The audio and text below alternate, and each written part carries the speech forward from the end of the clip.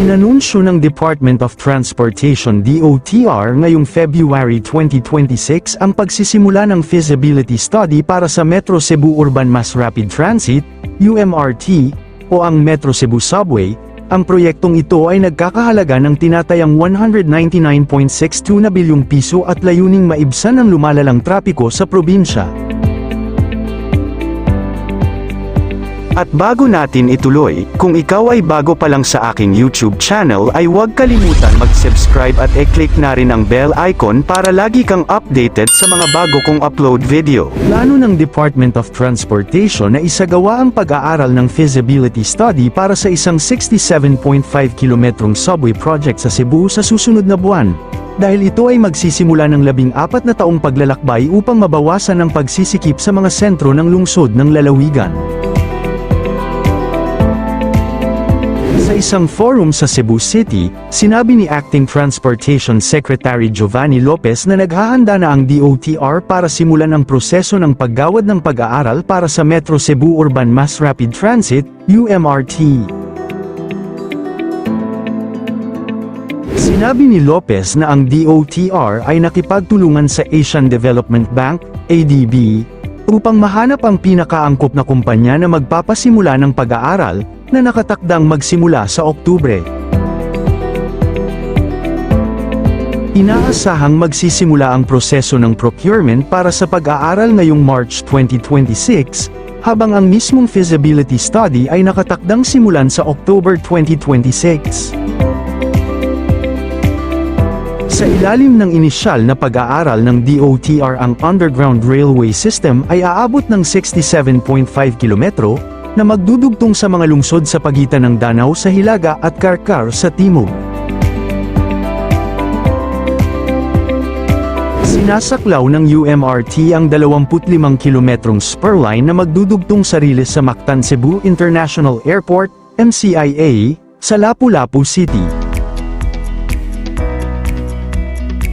Batay sa presentasyon ni Lopez, ang UMRT ay tinatayang nagkakahalaga ng humigit kumulang 179 na bilyon pesos, na popondohan ng Official Development Assistance o ODA. Ang target na petsa ng pagtatapos para sa proyekto ay 2040, 14 na taon mula ngayon.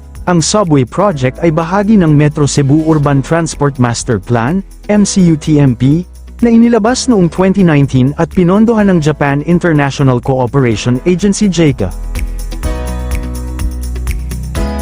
Sa ilalim ng MCUTMP, ang nakaplanong pagsisimula ng mga operasyon ng UMRT ay limitado sa Metro Cebu area sa 2030, na ang buong extension ng linya ng tren ay naka-schedule para sa 2040.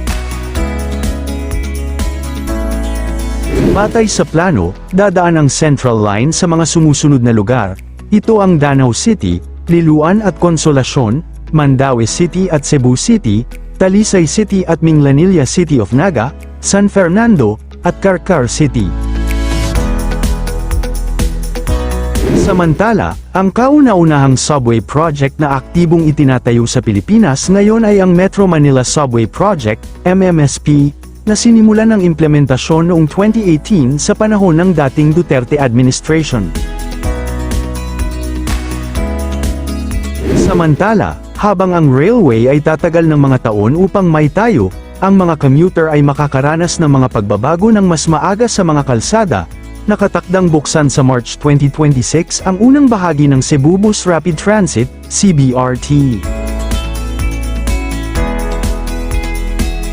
Ang unang package ng CBRT ay sumasaklaw sa isang 2.38 kilometrong bus lane na sumasaklaw sa mga istasyon ng Cebu South Bus Terminal, Cebu Normal University, CNU, Station, at Fuente.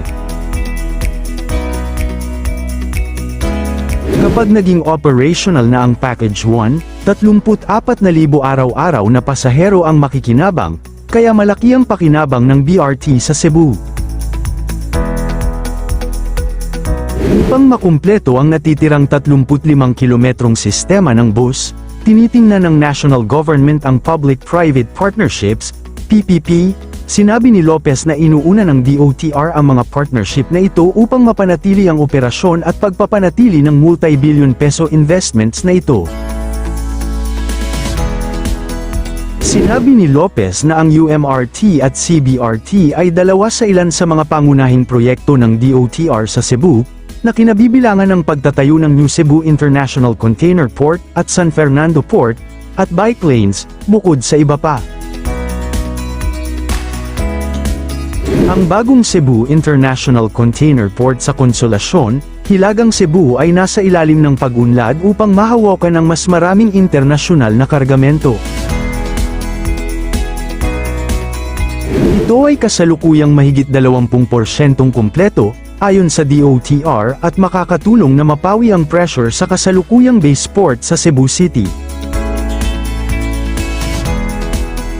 Samantala, ang Mindanao Railway Project, MRP, ay kumpirmadong wala pa rin inilaang pondo, zero budget, sa ilalim ng National Expenditure Program, NEP, ng 2026 budget.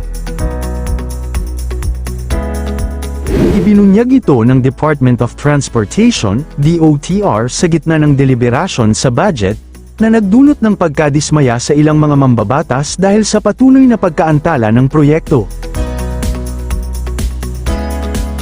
Ang panukalang 197 bilyong pesos budget ng DOTR para sa 2026 ay walang alokasyon para sa konstruksyon ng Mindanao Railway. Binatikos ni Cagayan de Oro Representative Rufus Rodriguez ang zero budget, at tinawag itong hindi makatarungan sa 26 na milyong residente ng Mindanao.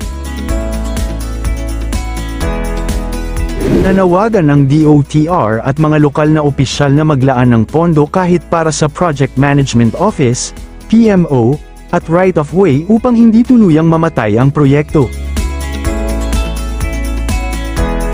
Ang kabuuang plano ng Mindanao Railway ay nagkakahalaga ng mahigit 81.7 bilyon pesos hanggang 83 bilyon pesos para sa Phase 1, Tagum-Davao-Digos. Ang mas malawak na network ay tinatayang aabot sa mas mataas na halaga.